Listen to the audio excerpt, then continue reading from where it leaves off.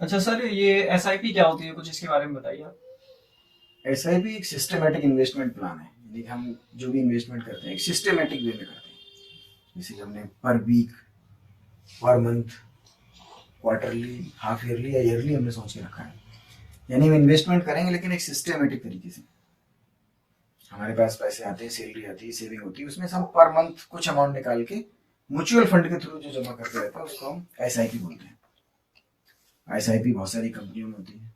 कोई company choose करता है, उस कंपनी का हम फंड चूज करते हैं जो हमें ज्यादा रिटर्न दे सके। जी। अच्छा, तो फिर एसआईपी करते टाइम हमें किन किन बातों का ध्यान रखना चाहिए कुछ। ठीक है, एसआईपी पहले हमने आपको देखा सिस्टमेटिक इन्वेस्टमेंट प्लान है, यानी जो हम इन्वेस्टमेंट कर रहे हैं, इन्वेस्टमेंट तो हर कोई करता है, बट वो एक सिस्टमेटिक सिस्टम बनाया हुआ है। अब उसको हमें चूज करना है। चूंकि म्यूचुअल फंड में जो भी एसआईपी होती है वो लॉन्ग टर्म के लिए होती है, 5 ईयर्स, 10 ईयर्स, 20 ईयर्स। ऐसा कंपलसरी नहीं, बट आप चाहें तो पैसा बीच में ले सकते हैं। बट अगर आप होल्ड करते हैं लॉन्ग टर्म के लिए तो ही आपको बेनिफिट अच्छा होता है।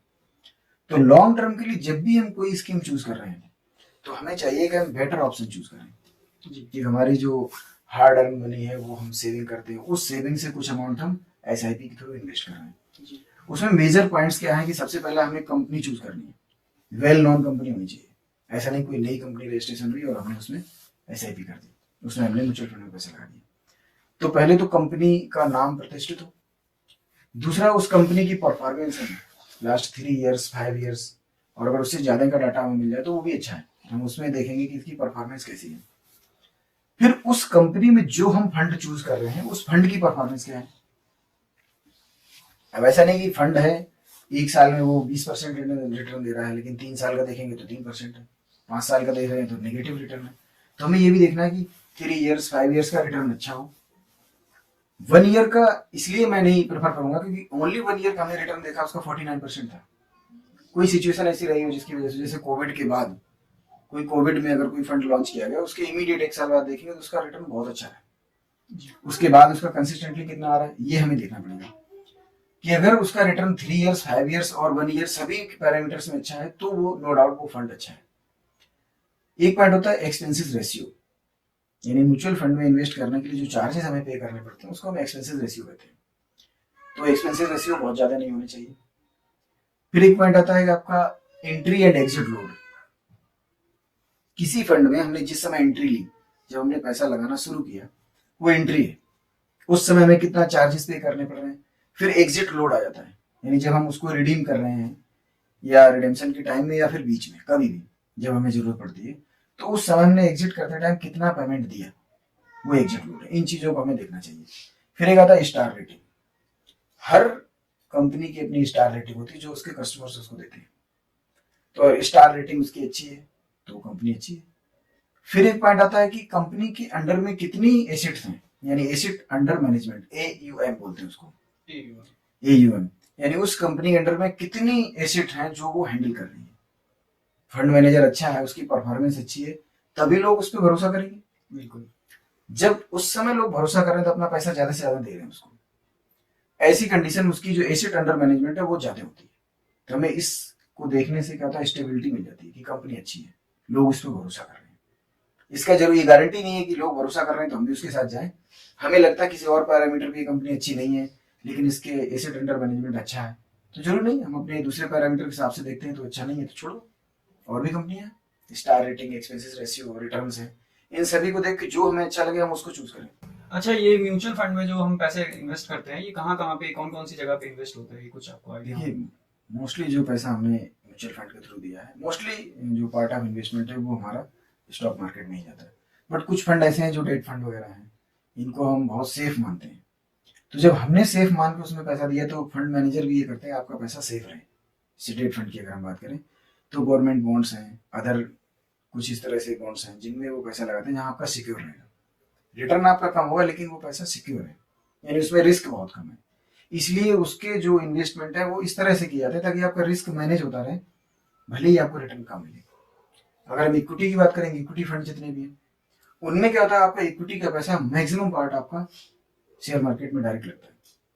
फंड मैनेजर अपने अकॉर्डिंग अच्छी अच्छी कंपनियां चुनते हैं और उन कंपनियों के अच्छे अच्छे शेयर्स, यानी उन अच्छे सेक्टर की अच्छी कंपनियों के शेयर्स को खरीदते हैं।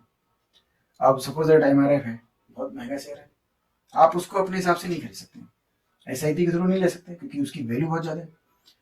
हम जब म्यूचुअल फंड के थ्रू जाते हैं तो अच्छी कंपनियां जो मैनेजमेंट कंपनियां हैं, फंड मैनेजर, वो एमआरएफ को भी अपने पोर्टफोलियो में रखते हैं। महंगा शेयर हम नहीं ले सकते लेकिन वो कंपनी ले सकती है। हम जैसे कई लोगों ने एसआईपी या लमसम के थ्रू म्यूचुअल फंड हाउस को हमने पैसे दिए हैं, वो अपने बिहाफ पे उनको शेयर को खरीदते हैं, हमें यूनिट डिवाइड कर देते हैं।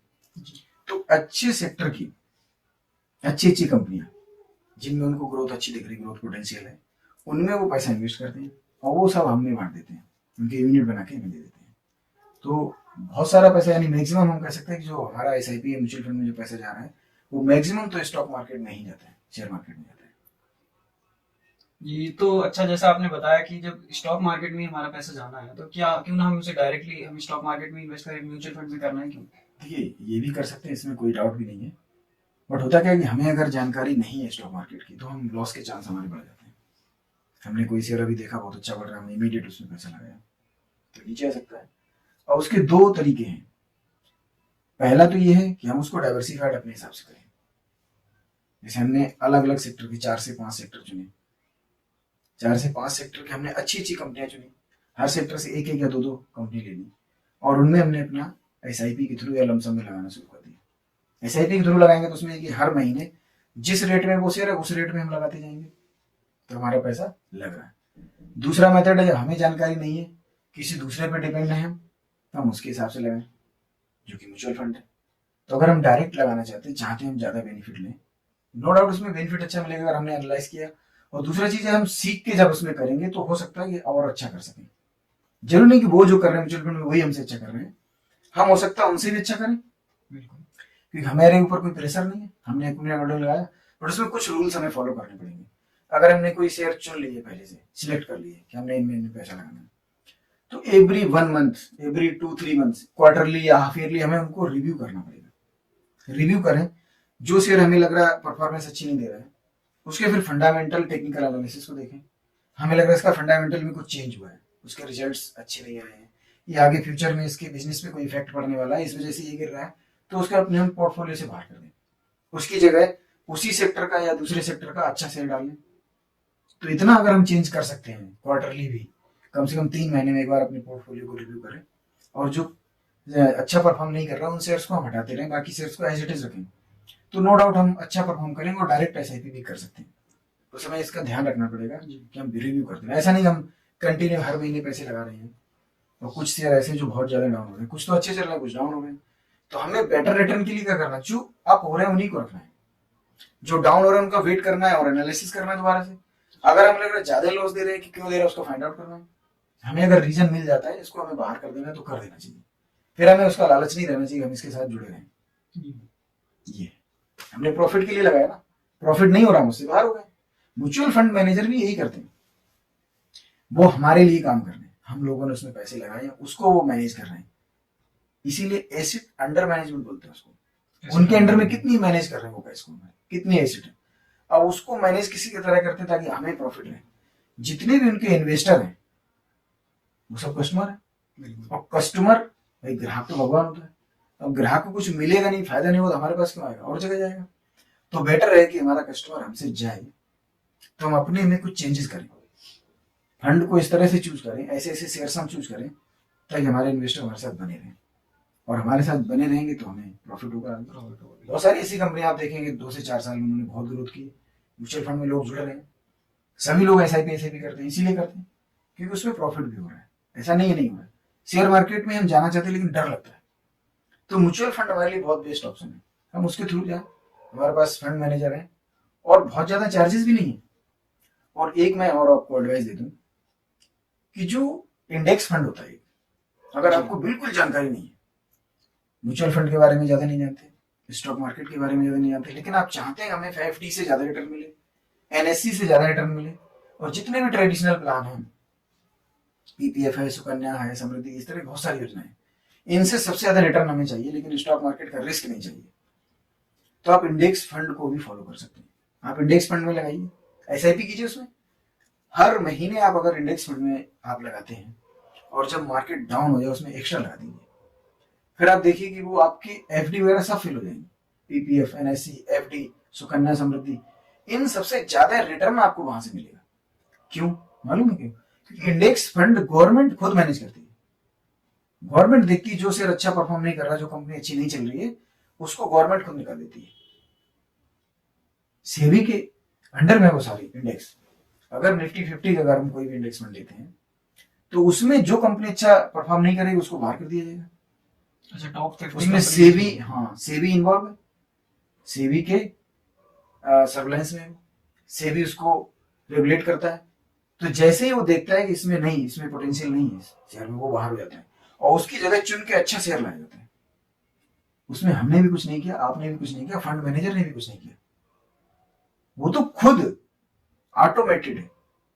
जब देखेंगे कोई कंपनी ठीक नहीं चल रही उसको निकाल के बाहर कर देते हैं। किसी समय यस बैंक निफ्टी 50 का स्टॉक हुआ करता था, आज बाहर है। जब वो बाहर हुआ उसके बाद उसकी क्या हालत हुई। इसी तरह जो अच्छे स्टॉक्स होते हैं जिनमें पोटेंशियल अच्छी है, जिनकी ग्रोथ अच्छी हो रही है, उनको इंडेक्स फंड में ले लिया जाता है, यानी उसको निफ्टी 50 में डाल दिया जाता है। और जो निफ्टी 50 में आ गया वो इंडेक्स फंड का ऑटोमेटिक स्टॉक हो गया, तो ऑटोमेटिकली मैनेज होता है।